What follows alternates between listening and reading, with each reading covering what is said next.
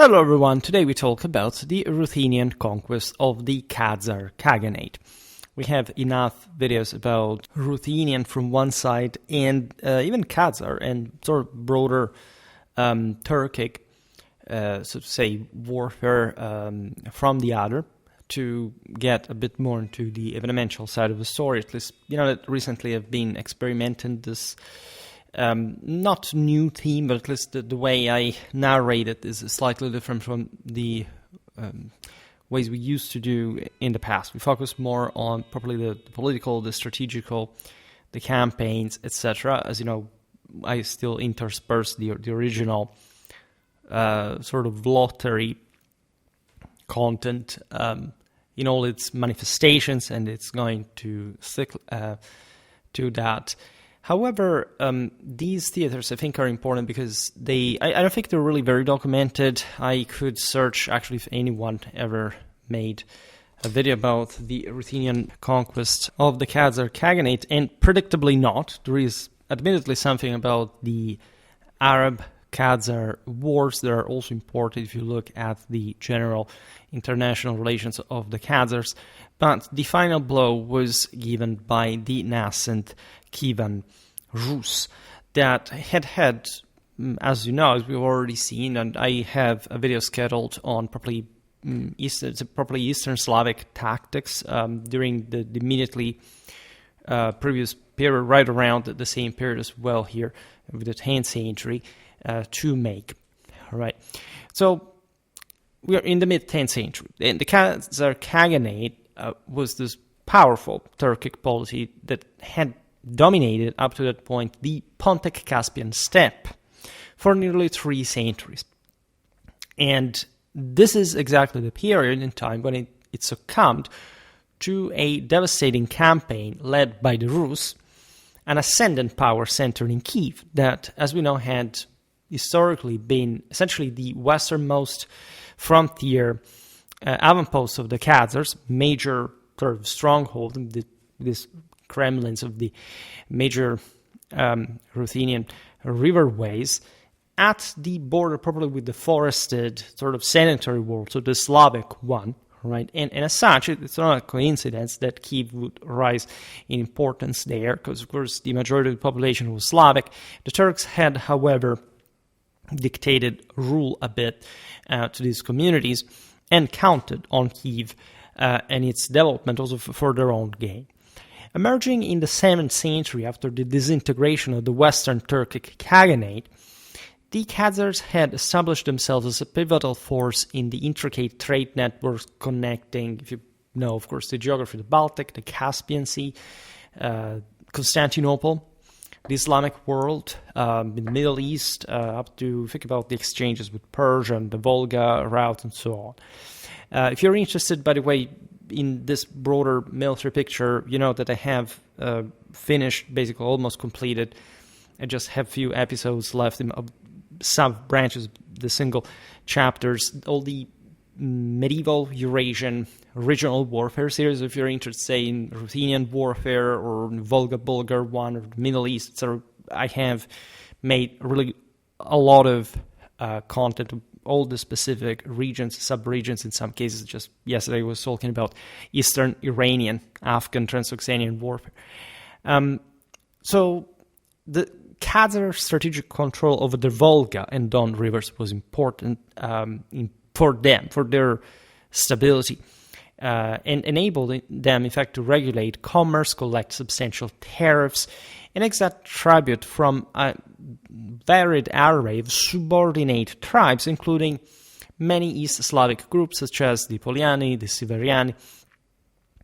And that's how the system had sort of maintained itself. The Khazars had already displayed some tendency to sedentarization. In part, they had, someone could say, softened.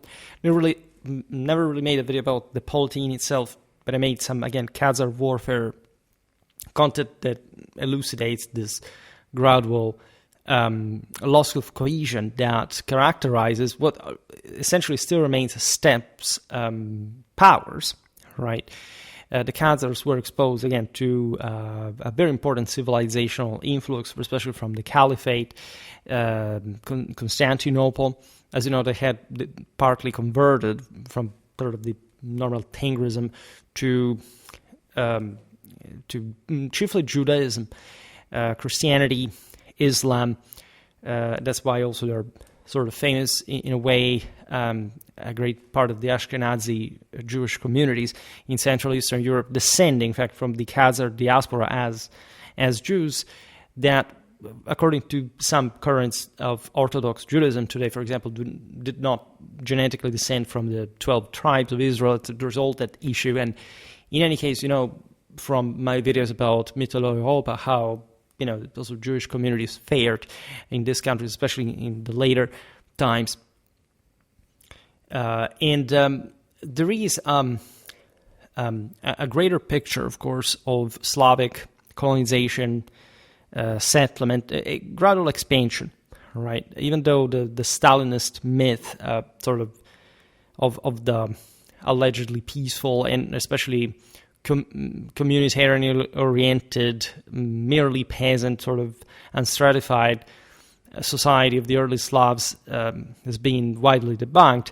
In part, these people had yet to coalesce in more robust political ways, especially in the eastern part of the Slavic world, was naturally the less exposed to civilization, and that yet, right, having to routinely cope with these steppes nomads and predators, exploiters, but also managing to exploit in turn certain cooptation dynamics, as we've seen also in the frontier area of Kyiv, had gradually sort of built up their own muscles, and Kyiv, as you know, will rise exactly at this point at the expense of the Khazar Khaganate as one of the greatest powers in high medieval Europe. By the 60s of the 10th century, a confluence of internal systemic weaknesses, shift in trade dynamics, nomadic incursions, and relentless external pressures from the Rus, in particular, culminated in a campaign traditionally attributed to Prince Sviatoslav Yorovich that shattered Khazar hegemony and fundamentally reshaped the international economic, cultural landscape of Eastern Europe. As we will learn today, we do not know, obviously, because of the times and places, too much about how this eventually, technically, precisely happened, but we are aware, as we'll see now from available sources, that a veritable sort of turn of the tide that eventually overran the same Khazar Khaganate occurred in terms of this Slavic-Turkic relations. We should point out that this world dynamic can be framed within not just a broader sort of re-expansion of Eurasian civilization, so basically the strength and the reactivation in pretty incredible ways, especially in relative terms to, in fact, this steppe's neighbors, sedentary growth, but in fact a broader sort of contrast between a Europe as a specific model of power under a Christian statal form and organization that eventually other cultures around could not really compete with. When we look at the Eastern Slavs, of course, in strictly European terms, we're looking at sort of the less developed communities, aside from the very far north of some, even in fact, not even properly European populations of Northern Europe, Northern Asia. However, when we look at the Khazars, that, as we said before, were not just quite powerful, but were also tendentially influenced by the West, through also the Slavic controlled lands, you realize that there is a real divide. It's a bit what we can look at essentially during the same period regarding the Norse, the Magyars, the Saracens harassing the core of Latin Germanic civilization. It's not like the latter had ever gone under or had risked to disappear, to be crippled for good by these invaders. If anything, it was these external sort of fringe populations that profited of moments of internal weakness to harass, to plunder, to destabilize, but not to fundamentally alter the trajectory of growth. And in fact, especially in the 10th century, turns out to have been incredibly momentous, right? The myth of the rebirth of the year 1000 in reality is a sort of historiographical and chronological distortion, a perspectival distortion, due to the fact that the wealth, the achievement, the success of 10th century civilization in Europe manifested also in documentary terms in the 11th to a degree. So what could be described, thanks to the availability of resources later, was the fruit of what had already happened in the previous century. This is very well known historiographically. It's not a mystery for everyone. I will just point out that there's a tendentially catastrophistic approach for some reason whenever the Middle Ages are involved, especially Westerners, but we've seen it also especially in the comments I received after the video I made to respond to Scholar Gladiatoria's question regarding longbows and composites, for which I don't know, nomadic cultures are disproportionately, radically, and traumatically overrated compared to anything that they objectively, really, and practically achieved, compared, of course, to century civilization since ever, in many ways. And they're very admirable, praisable, and powerful in their own ways. There is no doubt, but there is also an important divide.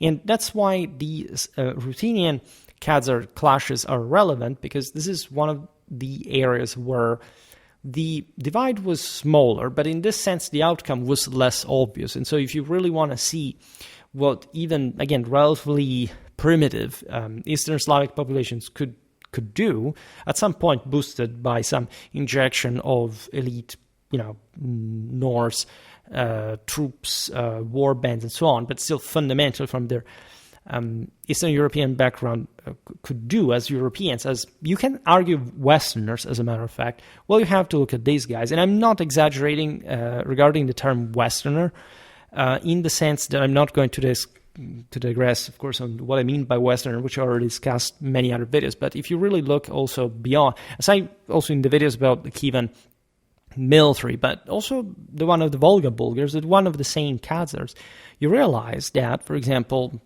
mail was something that these peoples routinely used before, especially the Mongol invasions that spread lamellar on a greater basis. And these models were fundamentally imitated, and even probably this armor imported from, as together with arms, even mounts, from the West. All right, there was a massive commercial sort of productive system intertwinement and reach between we're talking probably the broader Frankish, Latin Germanic world, and the Kievan Rus, right? And that's something we analyze also from an iconographic, archaeological point of view, because the notion is, these guys are just like, they are Orthodox, right? So they're a copy of the Byzantines or something that, in Slavic source akin to that, and they're completely separated from the... No, this is just something that just uneducated people, not just in the history of these countries, but also in the general view of the world today, imagine as some sort of sealed sort of cultural spheres of influence. The achievements of Constantinople were not the ones of the West in this period. The West was overwhelmingly, taking over the European continent. The Byzantines maintain a fourth of this. Many people still reason in terms of half of this. I made multiple videos about the Byzantine evangelizations of Moravia, Bulgaria, of the same Rus, and we've seen how feeble in comparison to the very directly controlled papal imperial achievements in these very years. If you look at Poland, Hungary, these countries were all, including others that had been, in fact, also under Byzantine influence at some point, being taken over by the Franco-Roman civilization. It's wrong in this case to say Catholic Christendom, because the official name of the Orthodox Church is also Catholic. There was only a Catholic understanding of the world, of the universe, and metaphysics that people have even just lost in terms. They don't understand what Catholic means, as I often say. But it's important to see, I would say, of course, the Ruthenian expansion, not necessarily as a narrowly meant Western, Latin Germanic achievement. No, but something that, let's say, can in fact be part of a broader idea of unitary Europe that in fact was much sounder at the time, especially before the Mongol invasions, that truly sort of separated, especially Eastern Europe, and naturally with great damage structurally to the same because of the invasion, etc., from countries that had been, after all, quite similar. Right, the Poles, for example, were not that different politically, institutionally, socially from the Ruthenians. As we've seen, the latter imported German arms and armor on a regular basis. These countries were very similar. The difference between Central and Eastern Europe was something relatively feeble. It did exist, right, on a spectrum, because naturally the latter areas were less populated, more sparsely populated, worse connected, sort of, less, probably there were less cities and so on. There are all specific ways, in fact, which, the Ruthenian military develops around these major trade centers along the great Ruthenian rivers, but, for example, remain relatively severed from the interland, interstinct land. So, again, we're already talking about this, but just to give you a dimension of what we're talking, considering also what we said before, the presence of the Varangians and so on, Norse injection of power that allowed, as we'll see now, if anything, stiffened the already sort of advanced Eastern Slavic capacity to wage war against the Khazar. Because when you see, as we will see now, also certain scales of operations, moving properly from the Dnieper Valley to the Volga one, to campaign, you realize that there is a massive strategical, political, logistical organization behind this that hasn't sort of been born yesterday, even though, historiographically speaking, it almost seems as if, because we don't have enough sources, right? But enough sources does not mean that there wasn't an actual civilization there. It's also very interesting to look at what happened from the Khazar side, because generally speaking, when we study military history, the loser's side is, for different reasons, more interesting and more educational in a way. And naturally, we know even less about the Turks there. Now, the origins of the Khazar Khaganate lie in the Turkic tribes that populated the steppes following the retreat of the Huns in the 4th century. So it's that old, right?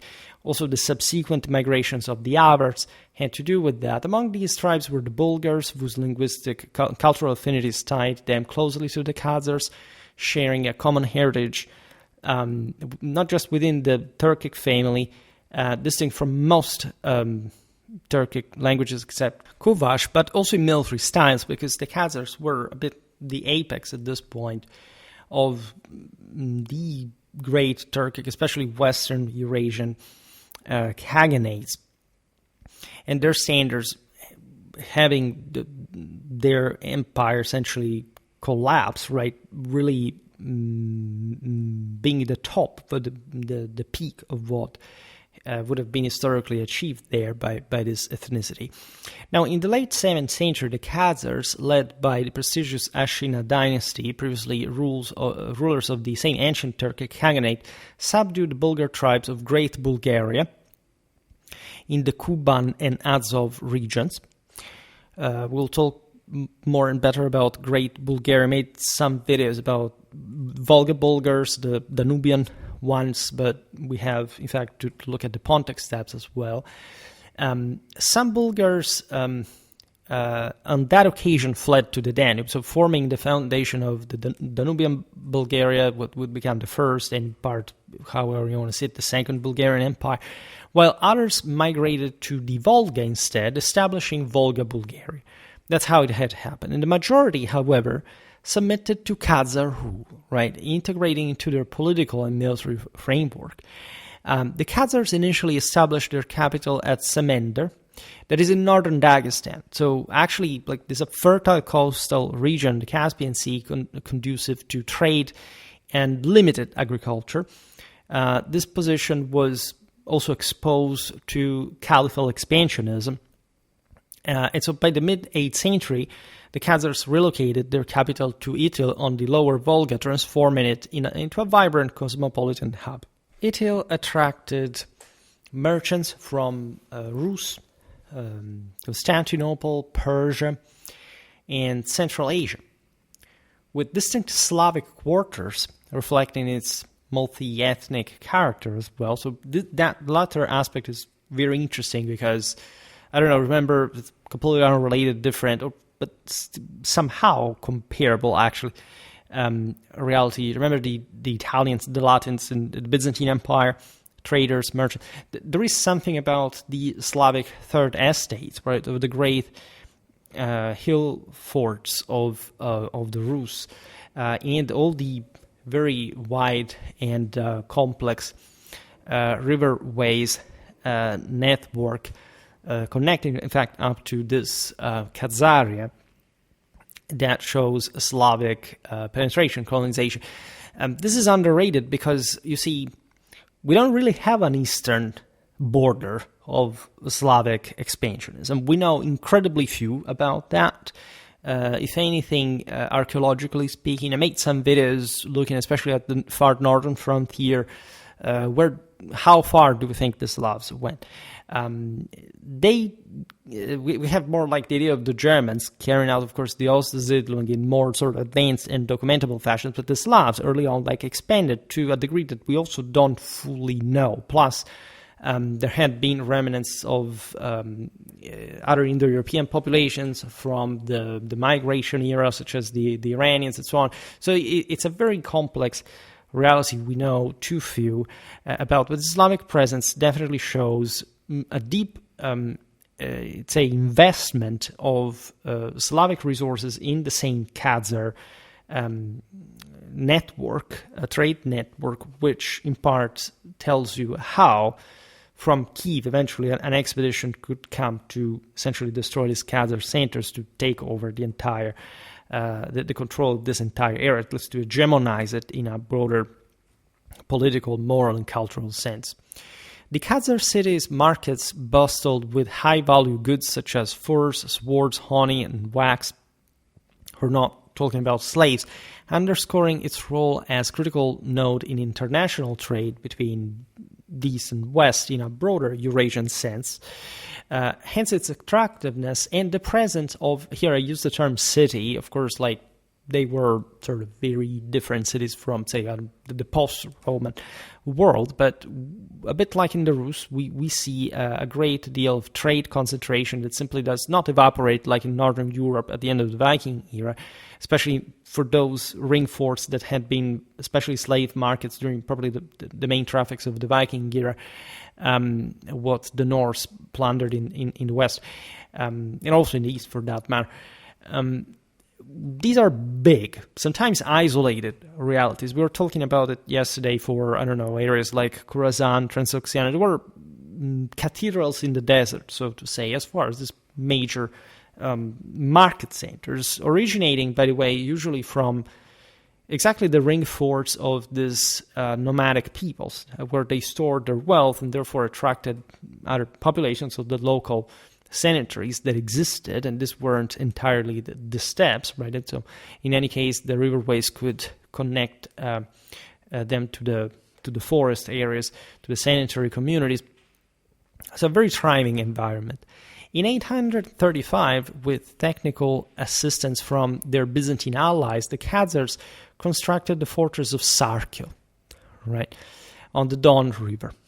This will be a very famous center, a strategic outpost designed to secure the trade routes connecting Europe to Asia, particularly the Volga trade route linking Scandinavia with the Islamic world. And paradoxically, this had been established exactly to defend the same trade from the caliphal incursions that had obliged even the Khazars probably to move further north in terms of centers of power.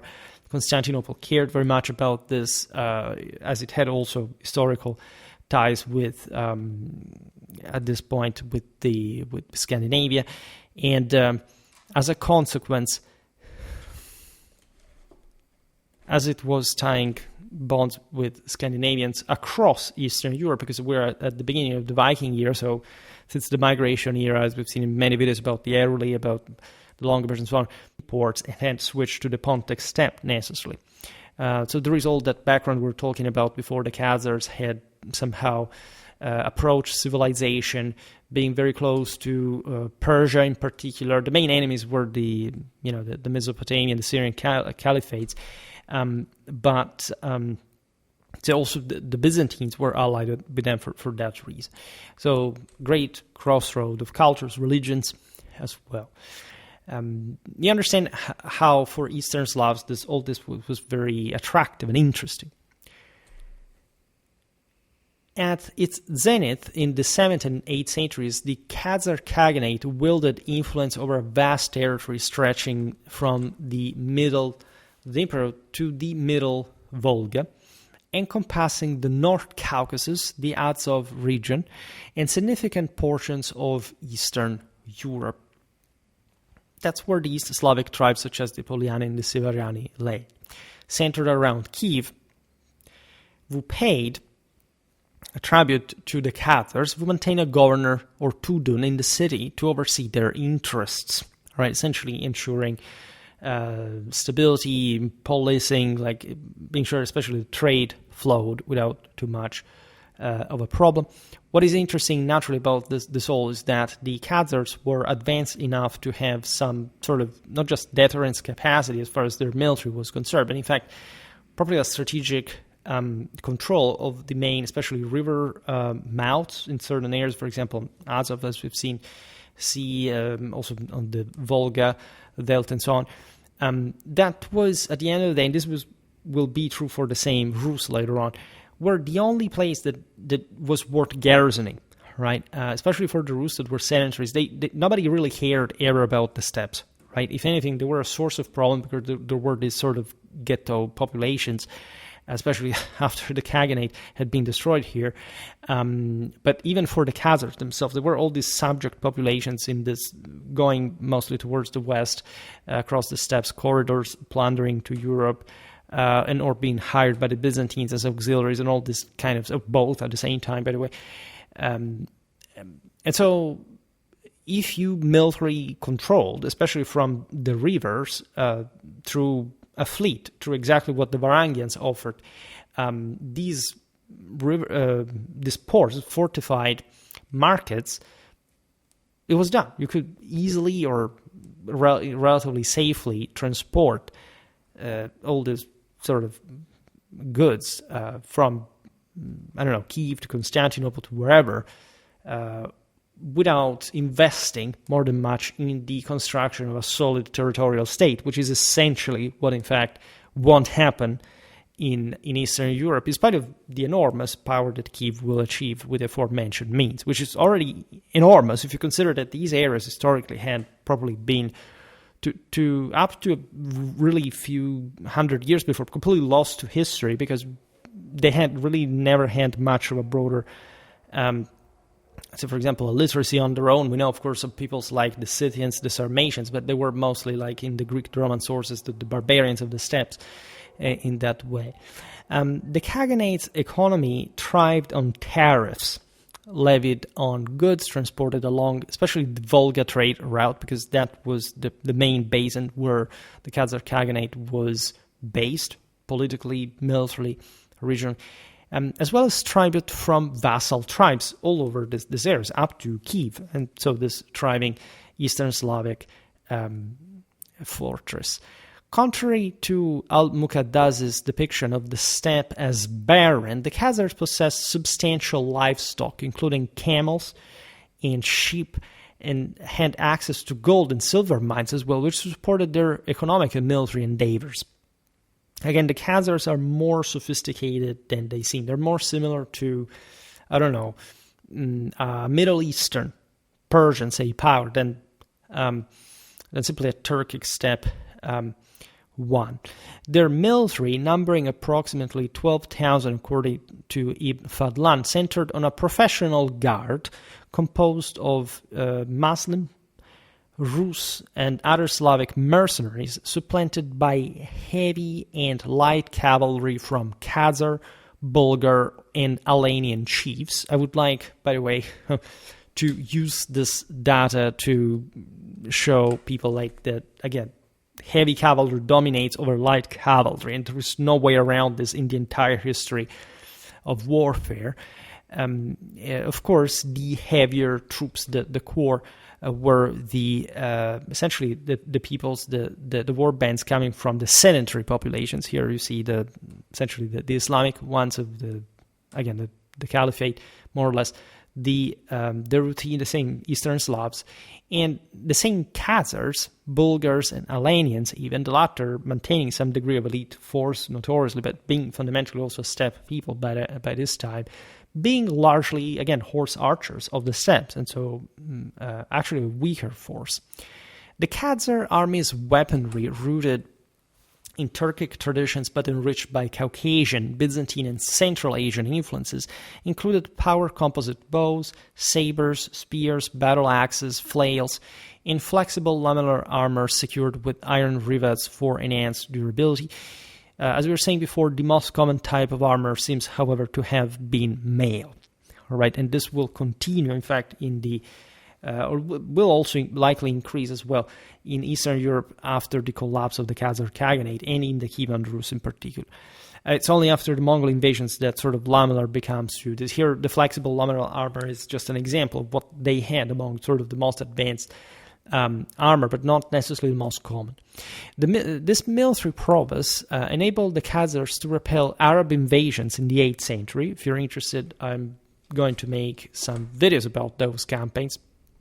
Notably, their Khagans were particularly successful safeguarding Eastern Europe from Islamic conquest, or at least some disruptive raids that the caliphs would have, in fact, launched to destabilize this threat that routinely sort of launched raids for plunder in a typical steppe fashion in the, in fact, northern flank of Caliphal territory, right? The Arabs would have not they actually established some outposts north of the Caucasus on the Caspian Sea as well, so pretty close to, essentially to try to block the main access routes to the Middle East from the steppes, to prevent, in fact, the Khazars from plundering there. Here, a very intricate situation with the Caucasus in general. We discussed this in some videos. Check things out, to search for stuff like on Schwerpunkt. Don't just use the algorithm for deciding what to watch. Of course, occupying further in the steppe was not important, but this shows also from the Caliphal side that almost desperation against this quite powerful Damocles swords always impending and increasingly civilizing itself, even with the support of other Islamic powers that were contrary to, were sort of at least opposed to. You hear of all the various clashes between the Sunni, the Shias, and so on, trying to, in fact, destabilize especially the Islamic orthodoxy. Interesting time for a number of reasons, because we are in the age of Charlemagne, right? In any case, this gives you an idea of how sort of well-organized and dangerous Khazar power was. And in fact, their success in these clashes earned the Khazars, even at this point, the temporary favor of Constantinople, because they weren't always in peaceful terms, right? But in this case, this friendship was evidenced by the Khazar assistance to Emperor Constantine V. We've seen it in the video about him, against the Saracens. We're around the mid-8th century, after which the emperor reportedly dubbed them Cossacks, in recognition of their martial contributions, which, as you know, is a term is connected with Khazar, Kazakh. I made videos about, especially probably the Kazakh, so-called Kazakh auxiliaries in the Ruthenian armies, and there's the story of the etymology that also gives birth to the modern term Cossack, obviously the sense from Kazakh, even though these, especially the later Cossacks, were something very different. In particular, they were basically Slavs turned to some sort of nomadic banditry lifestyle. But it was a complement. It was an ethnonym of distinction, of political, of divine attainment among the Turks, that evidently the Byzantines, that, as you know, had a very advanced diplomatic capacity and very old ethno-cultural, probably skill understanding, like practice experience in handling these peoples would bestow on them because of this objectively remarkable power. The Khazar economy, while robust in the respects that we highlighted, was inherently fragile, a bit like, as we said before, the one of Eastern Europe as a whole, even in the sanitary areas. In fact, as we already explained before, if you really look at the power bases they relied on, they were dependent on essentially some internal political and social cohesion in a pretty unstable picture by itself. And again, the natural trend of these nomadic powers at some point to sort of to melt away, to finally crumble, in controlling this major trade centers in this also very wide area. It's been estimated that Khazar economy was supported by tribute from 25 to 40 vassal peoples and bolstered by the Khaganate's strategic geographical position astride major trade routes, more than something more sort of innerly cohesive. In fact, if seen in this perspective, it was fundamentally hollow, overly reliant on tariffs, tributes, and military prestige rather than a self-sustaining base. So as it often happens with moral shifts and exhaustion at some point, you will have somebody else, especially those that you have been imposing yourself on, growing more determined, stronger, also learning from your methods, and being able to push you down, like properly tilting the balance in their favor against you.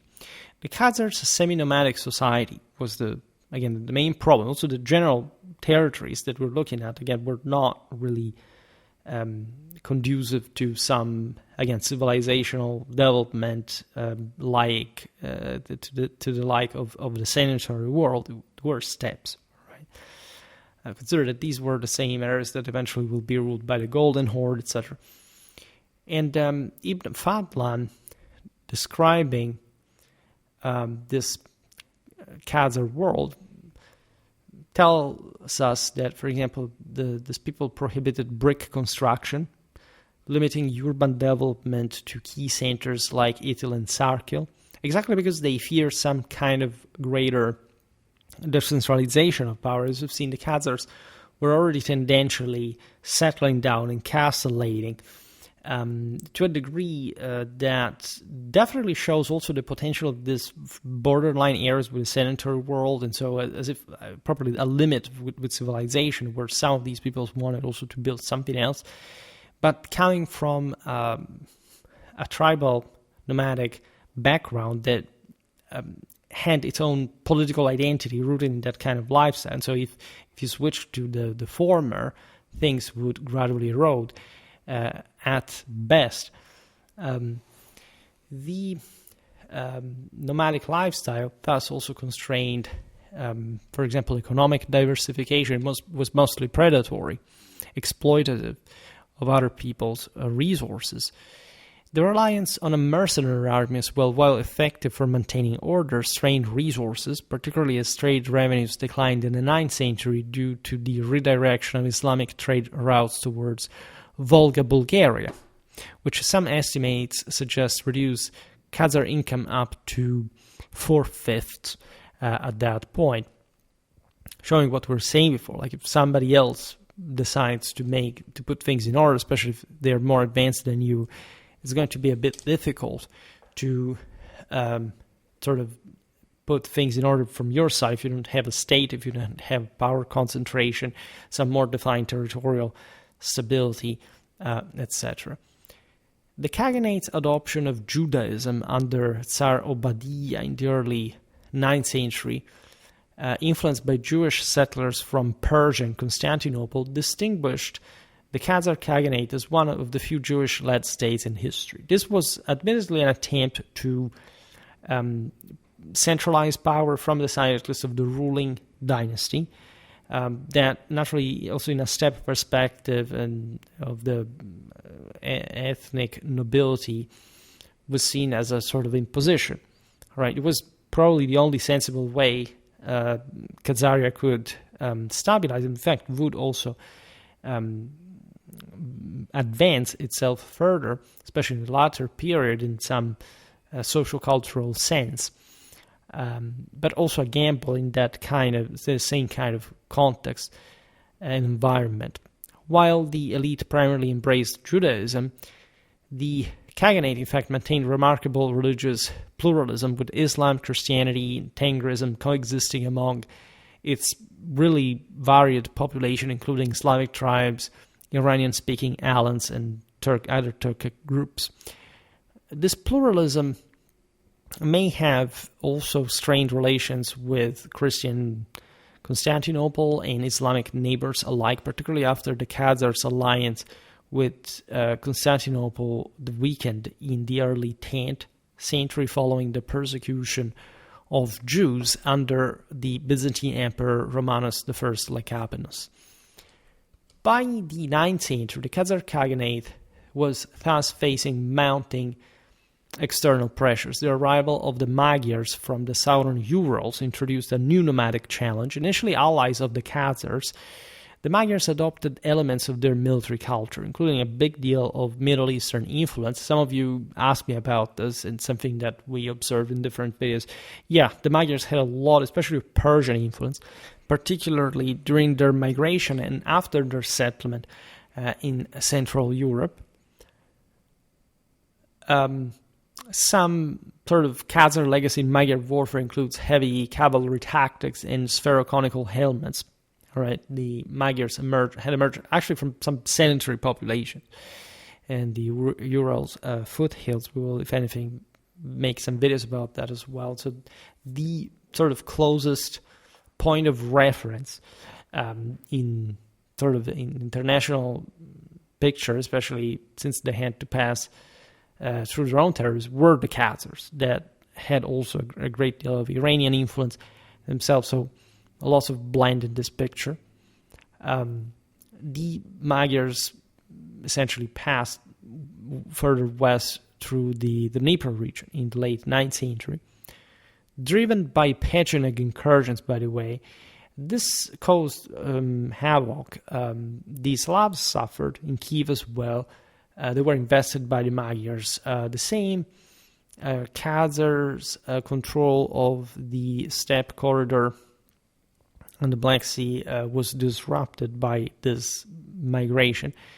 The Magyars' interactions with the Slavs of the Dnieper region, while brutal, also enriched local warfare with steppe elements, such as the saber, which became increasingly prominent among the Slavic cavalrymen that were the expression, in fact, of ever more affluent elites, capable, in fact, of organizing themselves also in spite of the Khazars. So the Magyars paradoxically helped, right, in the destabilizing the area to sort of break the ruse to break free from their former rulers, even though this encounter had been pretty violent. Concurrently, you have this cherry on top, that is to say, the ruse proper, because here I intended the ruse mostly as what they would become as in Eastern Europe. So the Scandinavian Slavic warrior merchant group, we can call it this way.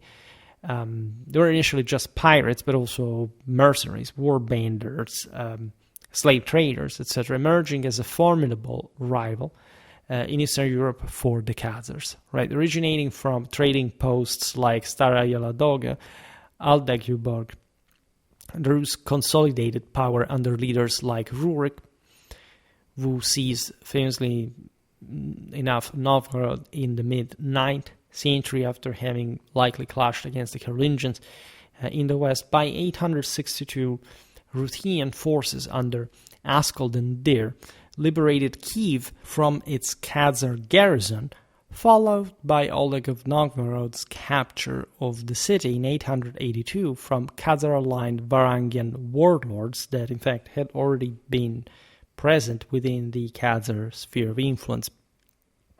This redirected tribute from East Slavic tribes like the Poliani and Severiani to the Rus, significantly weakening the Khazar economic and political network further.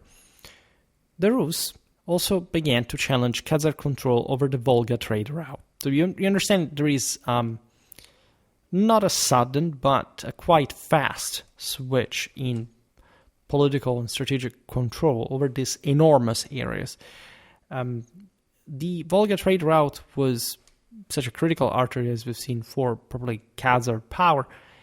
Khazar-Rus relations were complex in this period, not uniformly belligerent, also because both sides were not fully sort of unitary, and war bands were present everywhere, clashing, raiding. Imagine like how trafficked these riverways were. This naturally was complicating the situation, but mostly at the detriment of the Khazar Khaganate. In 913, the Khazar Khagan permitted a large Rus force to pass through their territory to raid Islamic provinces along the Caspian Sea in exchange for half of the plunder.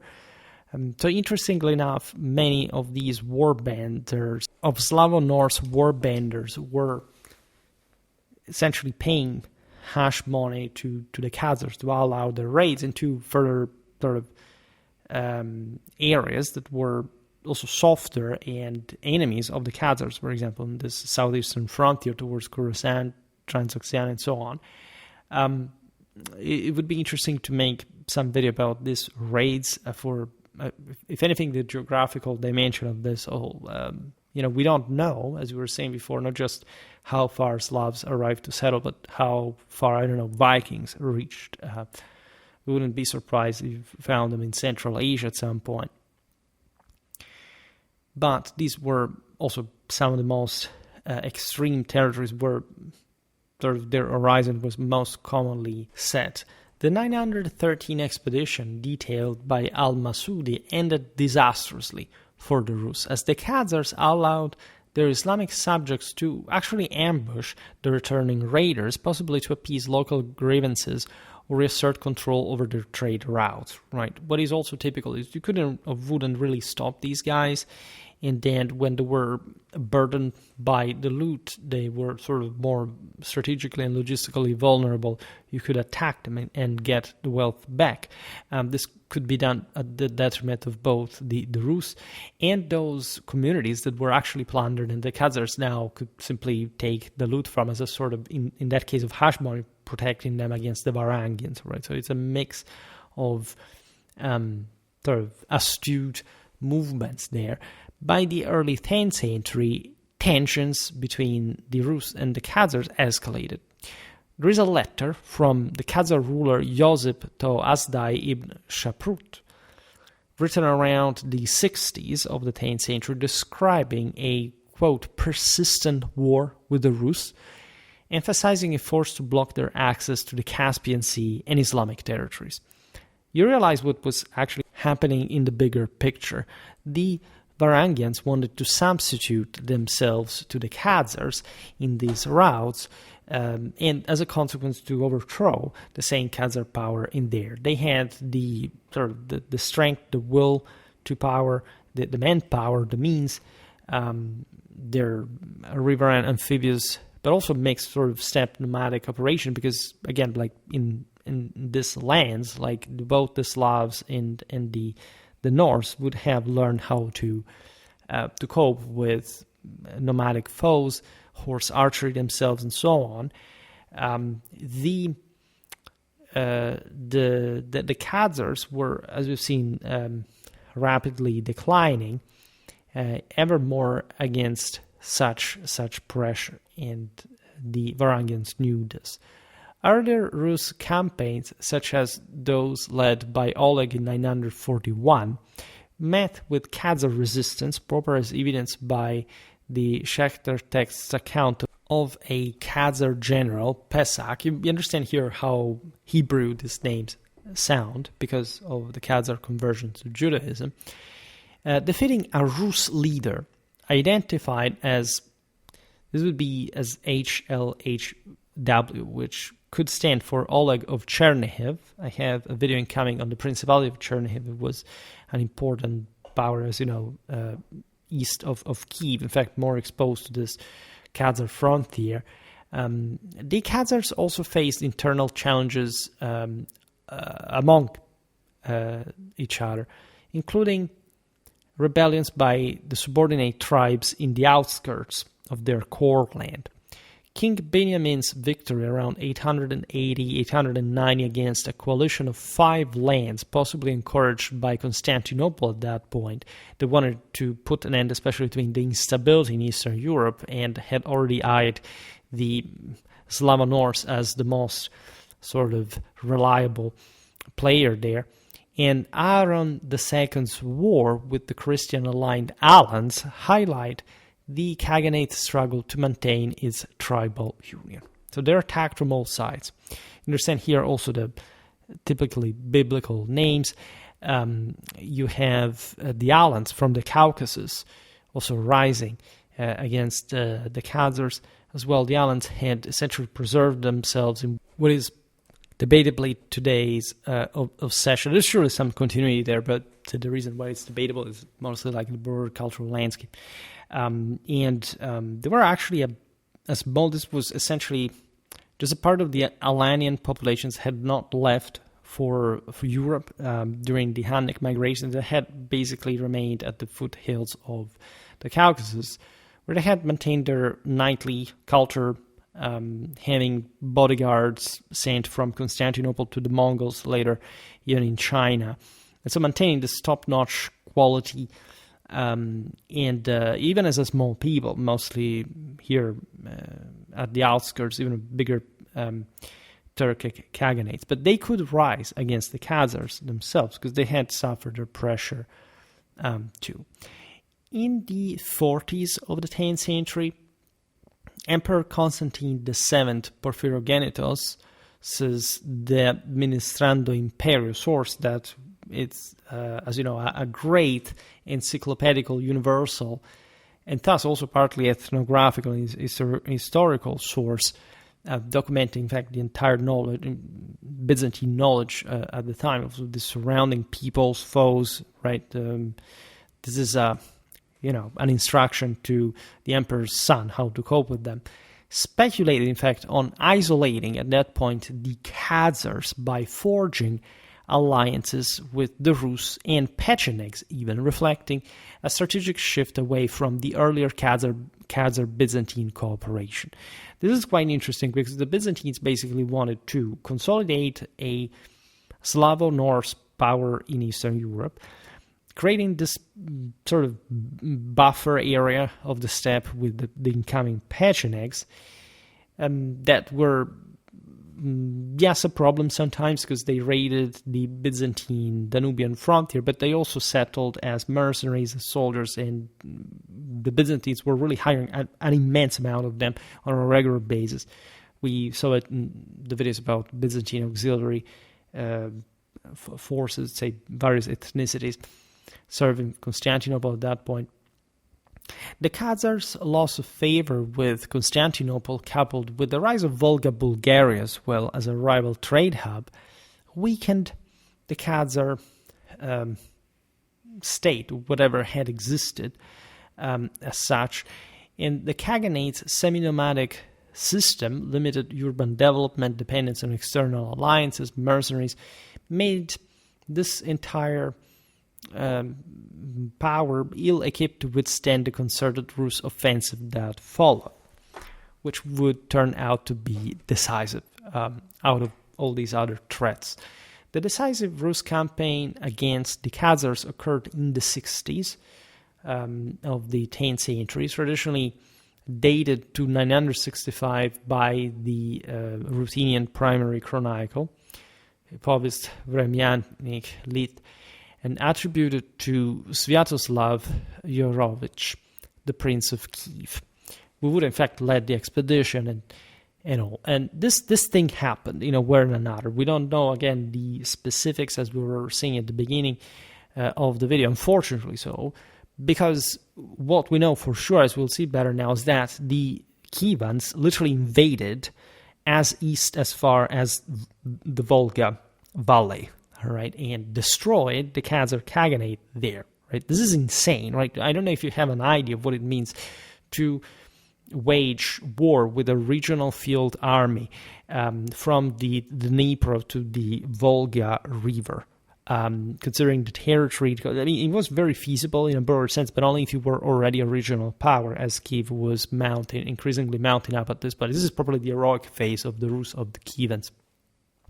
Sviatoslav, a warrior prince known for his relentless campaigns and disdain for administrative duties, first targeted the Viati and East Slavic tribes still paying tribute to the Khazars, because that was also a thing. There were lots of Slavs that didn't have enough tribal cohesion further east to stand their ground against the Khazars, but especially exploiting, in fact, their protection against some increasing power concentration from the side of Kyiv. The primary chronicle records Sviatoslav's bold declaration, quote, "I want to come at you," signaling his intent to assert Rus dominance over the entire Eastern Slavic world and beyond. After subduing the Viatici, Sviatoslav advanced against the Khazars, defeating the Kagan's army and capturing Sarkil. Right, this was the sort of culminating point. Literally, that's how the campaign went. Predictably, they moved with an army. The Khazars sent something to stop them, and this was crushed. We don't know whether this happened, likely also around the siege of any specific fortification. In any case, after the Khazar strategic force was annihilated, of course, even the bigger center there was captured, like its defenses melted. Sarkil was renamed Bila Vedza, which is literally like the White Tower, and settled by Rus forces to secure control over the Don region. This is incredibly powerful as a concept because the idea of the White Tower is an incredibly imperial Catholic traditional symbol, right? Is the Asgard, basically. And so it's also Jerusalem. We're not even that far away from the Crusading era. It's probably the sacred citadel that must fall. Here, it had become a symbol of evil to a degree as the center of the Khazars, but the corrupt power had to be destroyed and rejuvenated, grabbed. This is, again, in probably the metaphysical, cosmological order, the virile force that arrives to liberate the woman from, represented by here the wealth, the fertility of this area, this sedentary dimension, from the now unfit ruler male that controls on the Khazars, in making it repristinated to her virginal state and properly gravitated by the truer leader, because this is probably also the soul of chivalry, the woman intended in a hyper angelic sense. I will make specific videos about this. I actually promised to you from quite a while, but there is all a specific theology about it. So properly the Khazar quote-unquote capital would collapse, and the Varangians will settle there. The campaign continued with the siege and sack of Itil, by the way, that, as we've seen, had also been an important center, and even in origin more prestigious to some extent, and especially because of the dynastic power of the Khazars. And it's, in spite of the succession of different rulers, of course, also within the same, we haven't really seen that, but it was even there always the continuity. In terms of the institution, it was metaphysical as opposed to the officials. This is described by Ibn Avkal in all its devastation. The Rus essentially left, quote, no grape or raisin, not a leaf on a branch, right? Basically razed the whole freaking place to the ground to display properly their power, showing who was in charge and command, and properly dismantling as we've seen, the cornerstones over which the Khazar power had been resting for centuries.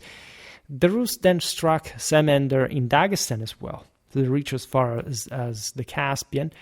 Possibly this would have been Tumotorokan on the Taman Peninsula. Then, just to, double down, the example of who was really the next guy you had to pay ash money to, they targeted the Alans and the Kasakians. They were Circassians in the North Caucasus. So basically, not only they destroyed the Khazar Khaganate, this may have as well happened in multiple campaigns down in the truth, but they also essentially substituted themselves onto their former subject peoples. Right? They began to exact tributes from these populations. The primary chronicle notes that Khazar Jews in Italy attempted a sortie but were decisively defeated, underscoring the thoroughness of the Ruthenian victory.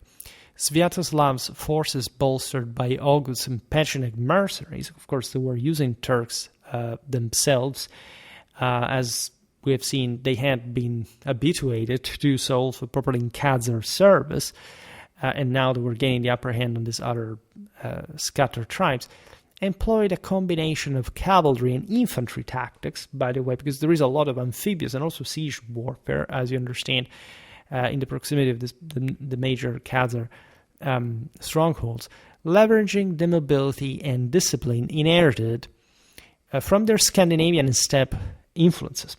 Right, great Viking seamanship, a great habituation to nomadic raids, knowing how to counter them, how to project their forces further. What is incredibly powerful about these campaigns is how far and wide they would be able to project their forces along the Eastern European riverways. Brilliant operations, logistically speaking. They're really impressive for the times and places.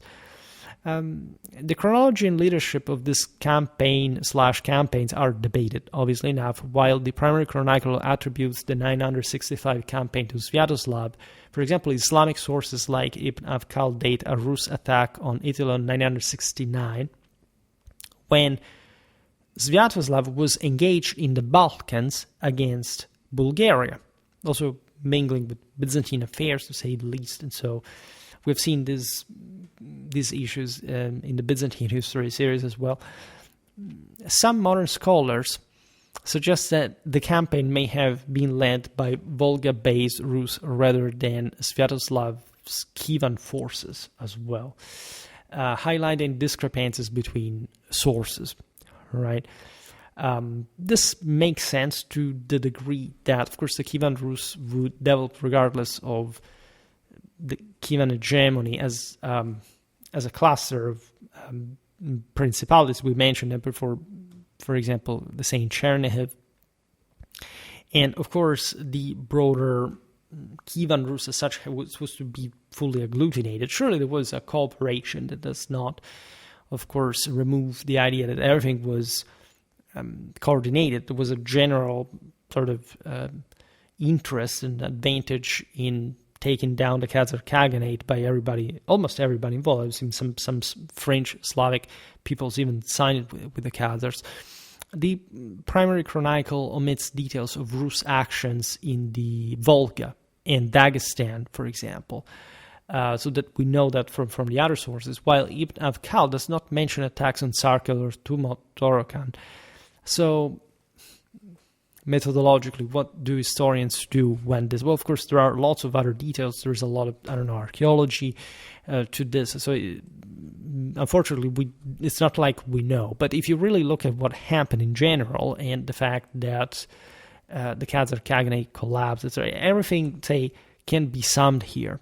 right? Even if something didn't specifically happen, the time, the place, etc., or in political concert, whatever, still we know that the Khazar Khaganate collapsed because the Kievan ruse destroyed it in these decades. So there is no doubt. Obviously, there were multiple campaigns, as we've seen, probably were told by the same Khazars that the Rus were putting up a great pressure, and there were continuous raids, infiltrations. Again, you can imagine how solitary sometimes some of these Slavo-Norse forces and endeavors really were, almost as knight errants or individual war bands in a pretty decentralized, fragmented, and destabilized, pretty brutal situation. All in all, the sheer level of violence here is something unspeakable. By the way,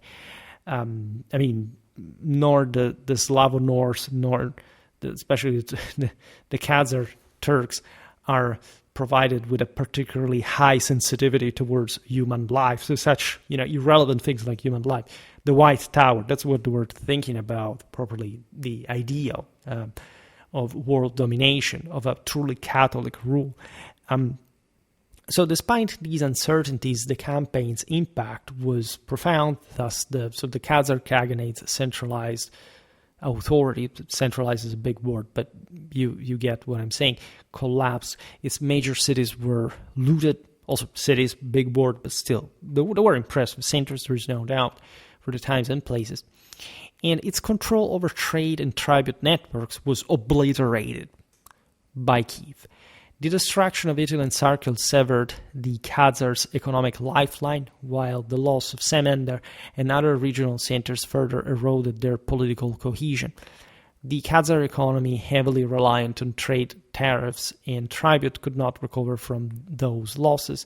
In other words, just by the fact that they were being beaten by all these raids, invasions, conquests, the entire system sort of collapsed. Like that was the say that probably Khazar deterrence was the premise for any of their domination existing. This was true, admittedly, for any other power, but that's where you see how fragile, after all, this nomadic power was in front of the onslaught of a sanitary system like the Eastern Slavic one. Aided also by this Viking push. The redirection of Islamic trade routes to Volga, Bulgaria is also fascinating, because this area will actually thrive and become a major regional power later on. Made a video exclusively on that. We'll come back on this because it's a beautiful, beautiful corner of medieval history. Combined with the Khaganate's limited manufacturing and reliance on a mercenary army, the cost, right? They literally paid, as we've seen, with their surplus, with their precious metals, probably also different other peoples in an almost salaried fashion, professional fashion, and that, however, was done like thinking mostly in the medium term. Like in the longer run, it was like a traumatic expense that exacerbated its fragility. Internal rebellions, such as those at the end of the 9th century, had already weakened the Khaganate's tribal union. That's when the Slavs smelt this and began to pass on the offensive, and the Rus campaign delivered the final blow, as we have just seen. So what did happen to the Khazars, by the way? Because the interesting question, at some point we will see better in detail, is also then how much did the Kievan Rus further extend at this point, east, etc. Well, while some Khazar communities persisted as minor statelets in the Caucasus in particular, possibly under Rus or Islamic overlordship, by the way, their independence was severely curtailed, to say the least. The Jewish elite, a significant component of Khazar society, dispersed widely. That's what we were talking about before regarding the Ashkenazi origins in large part. Some of the, at least at that point in history, some of these... it's interesting that they were elite, meaning that they didn't lose their sort of status to a degree, and so that they could be properly welcomed by some polities that, as you know, would use their religion to basically allow them to handle administration in the local affairs, because this was forbidden, more than forbidden for Christians to handle money, usury, or something. It was mostly the fact that, the Poles, the Bohemians, the Hungarians did not want the ethnic oligarchy to gain more power than they already had. In fact, they were importing Westerners, like knights, for example, clerks, whatever. So the fact that the Khazars had been at the center, but had been prestigious, prestigious power, this establishment was quite, had been affluent, capable, was here capable, presenting itself with still some cohesion, helped, like also in administration, in sort of commercial connections and so on. Because as we've seen, pockets of Khazars also remain in those areas that had been opened by the same Slavs to further Western markets. Some of the Khazars fled to the Baltic, contributing to the formation of trading elites in the Hanseatic League later on, where their mercantile expertise bolstered the development of German and Dutch port cities. We shouldn't be sort of over-exaggerate this. Of course, it was a minimal influence, but again, some of the again, think about the Off-Juden Vienna historically. Like there was, in some cases, very old connections since the time of the Khazar diaspora there. Other Jews settled in Constantinople and Alexandria, where Khazar merchants remained active into the 12th century, interestingly enough. Many Khazars integrated into neighboring Turkic of Polovtsian, that is to say, Kuban or Kazakh, whatever we want to call them, populations. In fact, some remained at that point auxiliaries of the Rus, and again, I made a specific video about this.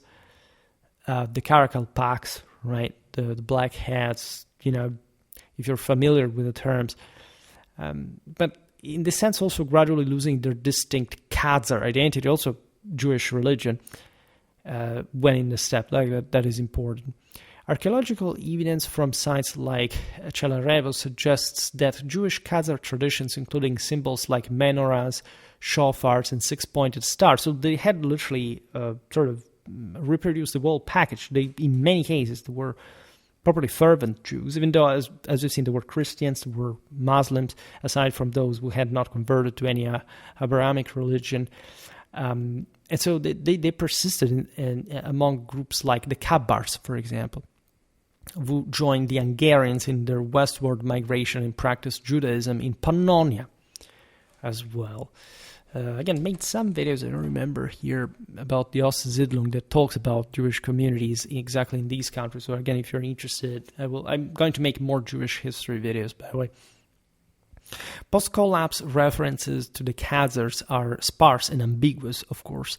A 1016 Rus Byzantine attack defeated a Khazar ruler named Georgios Tsul, whose Christian name suggests either a shift in religious affiliation among some Khazar remnants, possibly reflecting, however, general adaptation to Byzantine influence either before or after the collapse of the Khazar Khaganate, which makes a lot of sense. There were strong contacts with Constantinople historically.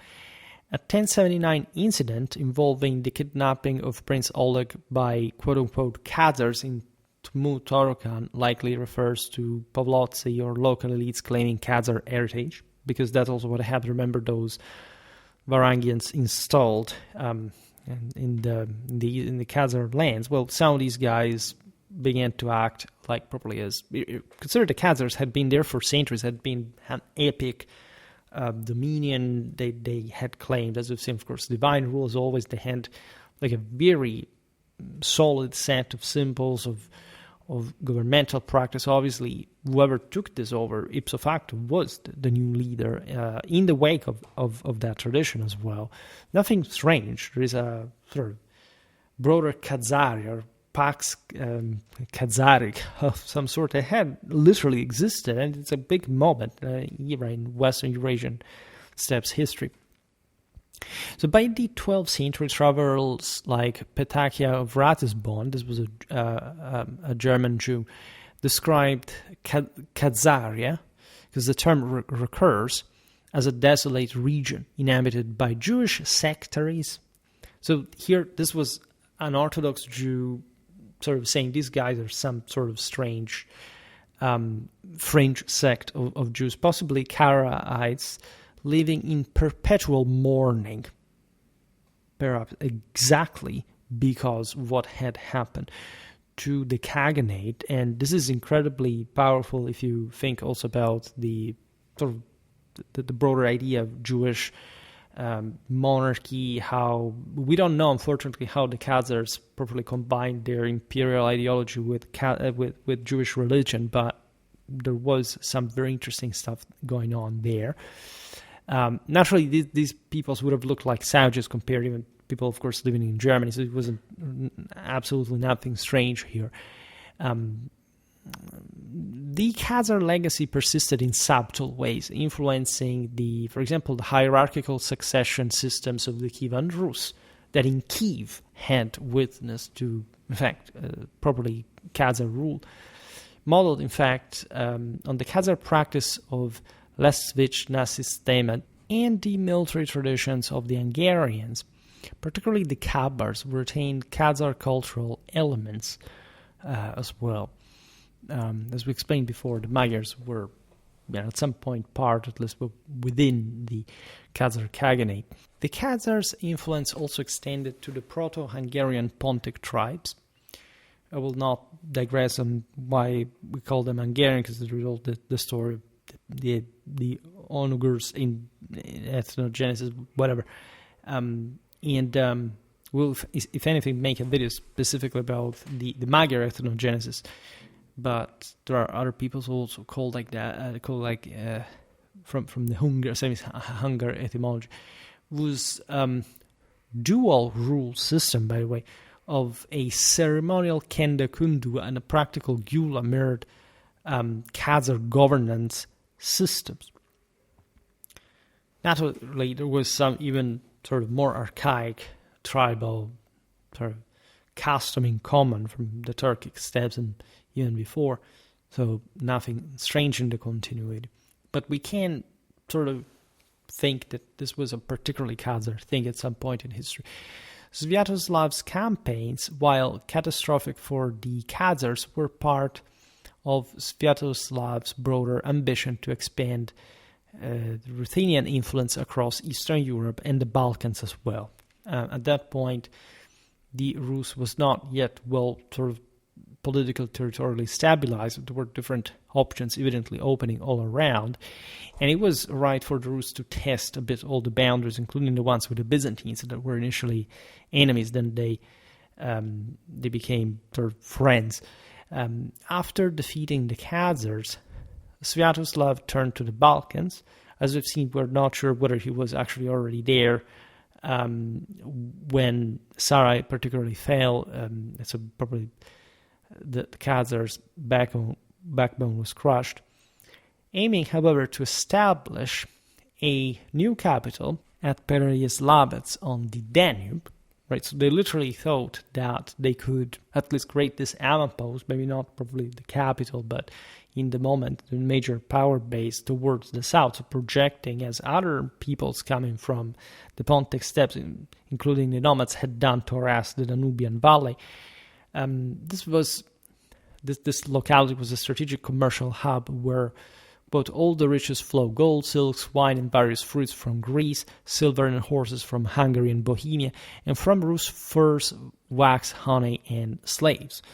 The sense was, again, projecting some important level of fortification and marketplace in this strategic area, but that would turn out to be a bit too daring and ill-fated, right? You don't build like something really lasting properly in the corridor of where all the steppes peoples pour into to try to settle into the Balkans or Central Europe, like to harass and so on.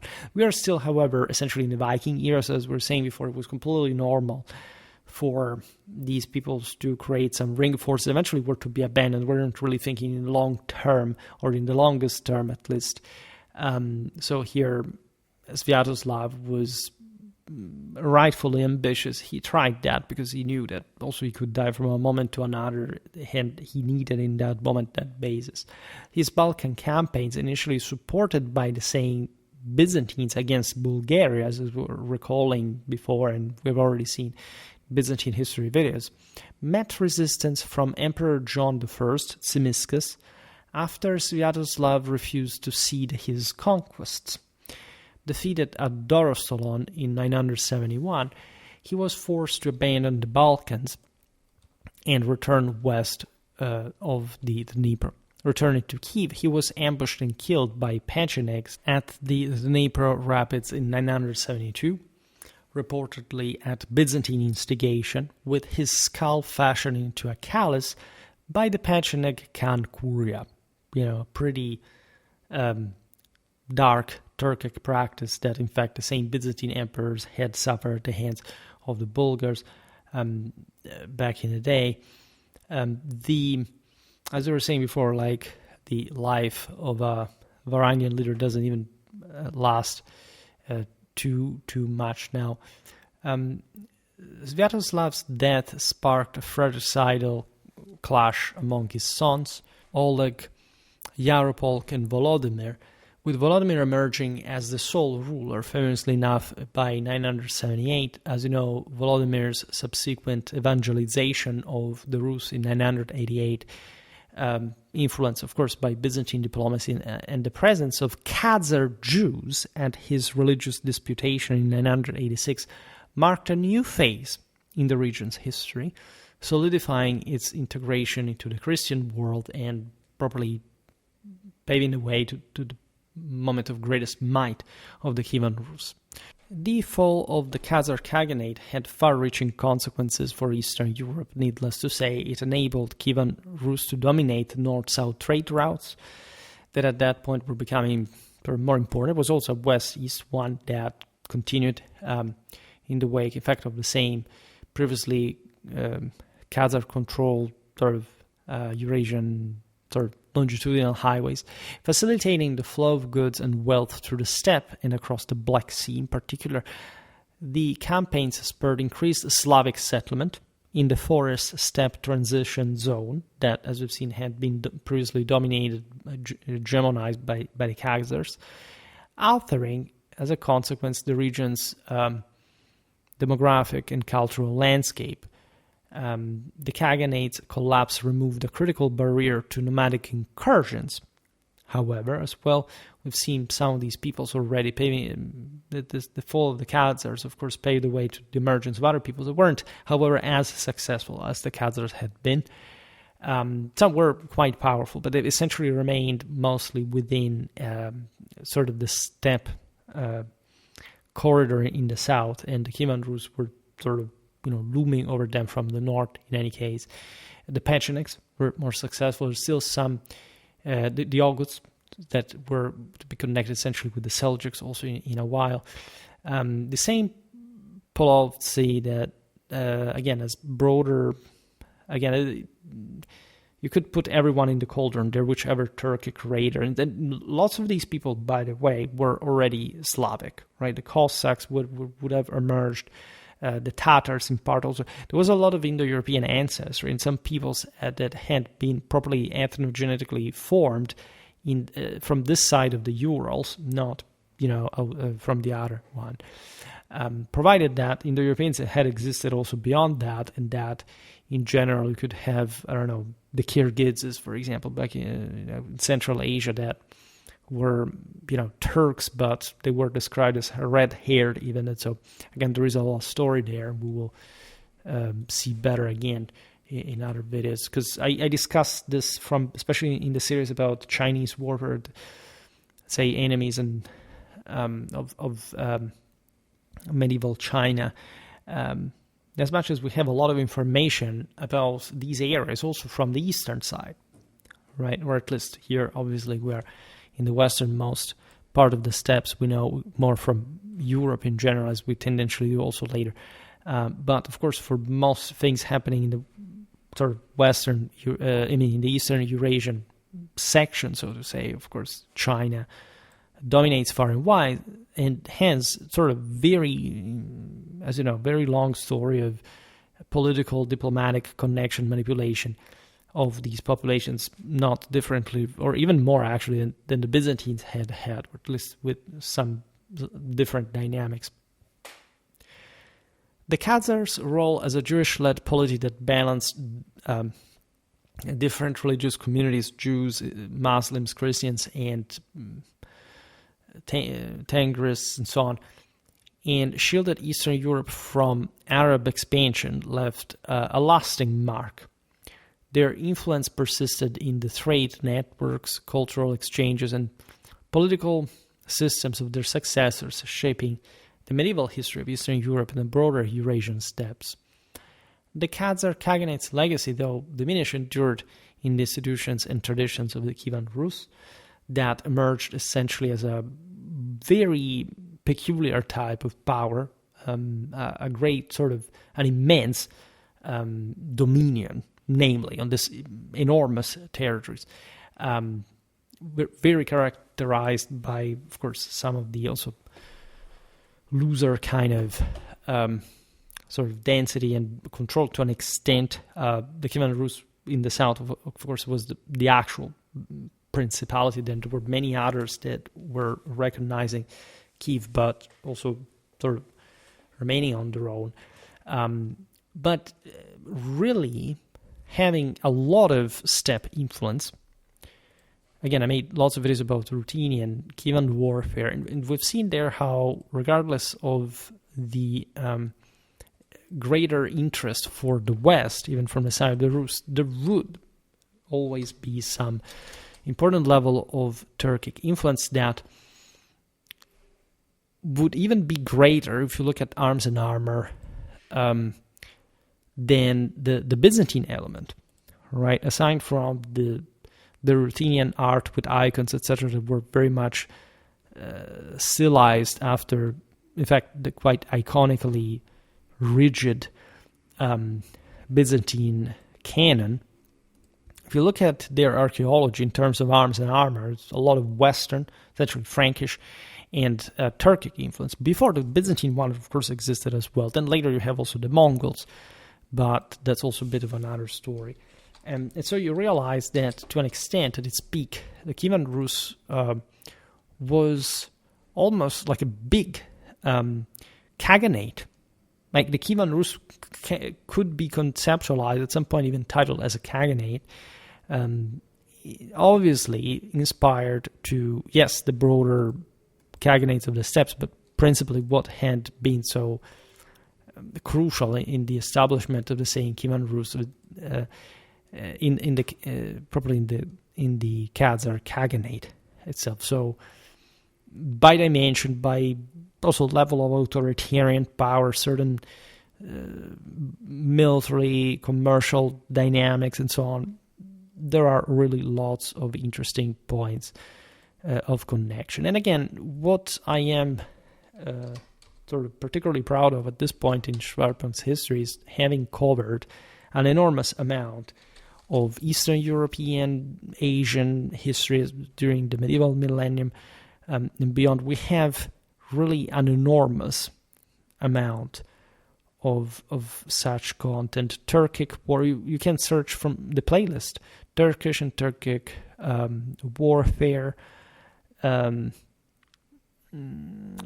fact, Eastern European one, Slavic. You can find, of course, the playlists partly overlap their content because you can't single these things out on their own with videos just, categorically separated either in one or the other. But this is exactly the sort of the interesting side of it. So if you want to search about the Bulgars, you can find that. All the kind of Bulgars, Volga, Bulgaria, Great Bulgaria, Danubian Bulgaria.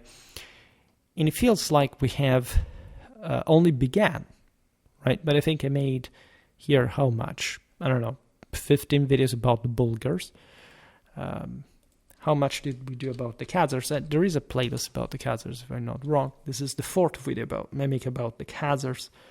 So really, it feels like we're always only just starting, but it's also really a lot of important stuff that is important to to talk further. And I don't know how many people, again, at the beginning of the video, I searched, literally, I don't think there is a video that discusses this topic, but that's the point. Like, it's important to complete one's own knowledge as far as such general connection is concerned. And I am, again, really interested not just in the topic, but in where this leads us, because learning all this stuff is incredibly useful. And if anything, we will everything improves once you learn this stuff. Telling the story of other countries, everything sort of makes sense in a broader picture. Very well. In case for today, I stop it here. Just hope that you enjoyed this video. If you did, please share it. Otherwise, leave a like or subscribe to my channel if you're interested in my upcoming content. As always, I thank you heartily for listening to me. I wish you a nice time and see you next time. Bye.